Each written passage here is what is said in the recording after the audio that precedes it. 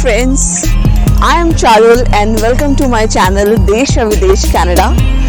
तो दोस्तों, आज मैं आप लोगों को बताने वाली हूँ कि मैं कनाडा मूव क्यों हुई, उसके पीछे क्या रीजंस थे। तो चलिए सुनते हैं मेरी कहानी मेरी ज़ुबानी। तो दोस्तों, कहानी कुछ यूँ शुरू होती है। बहुत साल पहले भारत के एक छोटे से मगर बहुत ही खूबसूरत शहर देहरादून में एक लड़की रहती थी। पापा की प्यारी, माँ की दुलारी, वो लड़की धीरे धीरे बड़ी हुई और पापा के नीले स्कूटर के पीछे बैठ स्कूल आती जाती वो बस यही सोचती थी कि क्या बस इतनी सी है दुनिया।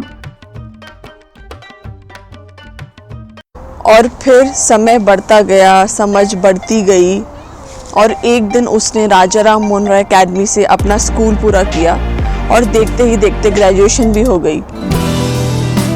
और अब समय आया नौकरी करने का और अपना घर गाड़ी लेकर माँ बाप का ध्यान रखने का। पर नौकरी की तलाश सबसे पहले तो अपने शहर के बाहर ले आई और फिर पता लगा कि दुनिया कितनी बड़ी है। अपने छूट गए और अब बस उनसे शाम को फ़ोन पे ही बात होने लगी। बाकी बचा घर और गाड़ी, तो जितना कमाओ हर साल वो मंजिल महंगाई की वजह से उतनी ही दूर नज़र आती। धीरे धीरे ज़िंदगी बस ऑफिस और घर के बीच ही सीमित होकर रह गई।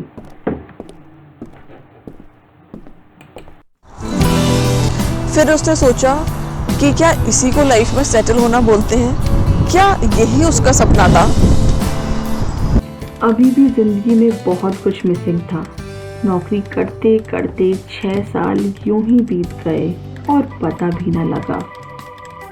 फिर एक दिन अचानक उसको कंपनी के किसी काम से इंडिया के बाहर जाने का मौका मिला। बाहर जाने के बाद उसको वहाँ की लाइफ का टेस्ट मिल चुका था।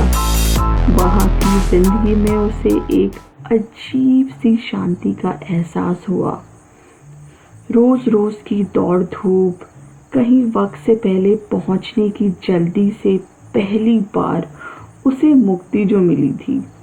इस शहर में न गाड़ियों का शोर था, ना ही किसी और तरह का पोल्यूशन।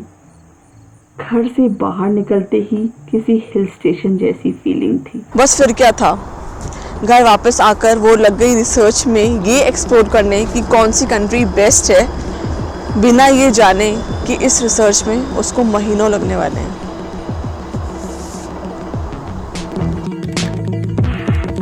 बहुत सारी चीज़ें जाननी थी, जैसे लोग, भाषा, कम्युनिटी, सेफ्टी, पॉलिटिकल स्टेबिलिटी और करियर पर्सपेक्ट्स। इन सब पॉइंट्स को कंसिडर करते हुए डिसाइड हुआ कनाडा, क्योंकि ये कुछ उन देशों में से था जहाँ का परमानेंट रेजिडेंट बनना आसान था।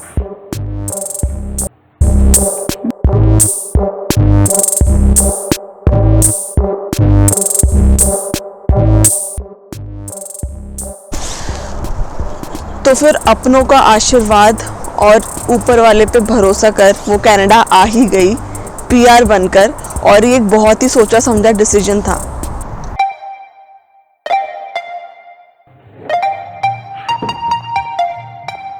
उसे पता था कि ये उसकी लाइफ में एक मील का पत्थर साबित तो होगा ही, पर साथ ही उसे अपनी पर्सनैलिटी के बहुत सारे एस्पेक्ट्स को भी डिस्कवर करने का मौका देगा।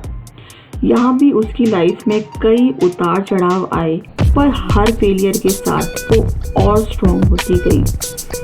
ऐसा नहीं है कि कभी मन में वापस जाने का ख्याल नहीं आया, पर जब जब मन की बात ना मानते हुए वो लड़ती रही, तब तब उसके कदम इस नई ज़मीन पर और मजबूत होते रहे। उसकी ये जद्दोजहद आज भी जारी है, पर आज उसमें एक अलग ही कॉन्फिडेंस है।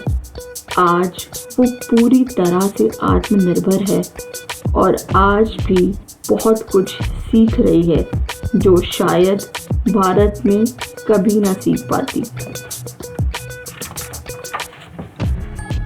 क्या आप जानते हैं, आज उसका अपना YouTube चैनल है जिसके ज़रिए वो अपना एक्सपीरियंस आप लोगों के साथ शेयर करती है और कई लोगों को जो उसी की तरह अपनी लाइफ में स्टेगनेंट फील करते हैं उनको ये समझाने का प्रयास करती है कि Canada is just a home away from home and all they need is just take that leap of faith.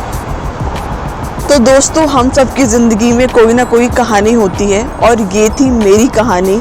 I hope आपको मेरी कहानी अच्छी लगी हो, और अगर अच्छी लगी हो तो प्लीज़ मेरे इस वीडियो को लाइक, शेयर और मेरे चैनल को सब्सक्राइब ज़रूर करिए। एंड तब तक के लिए बाय एंड टेक केयर।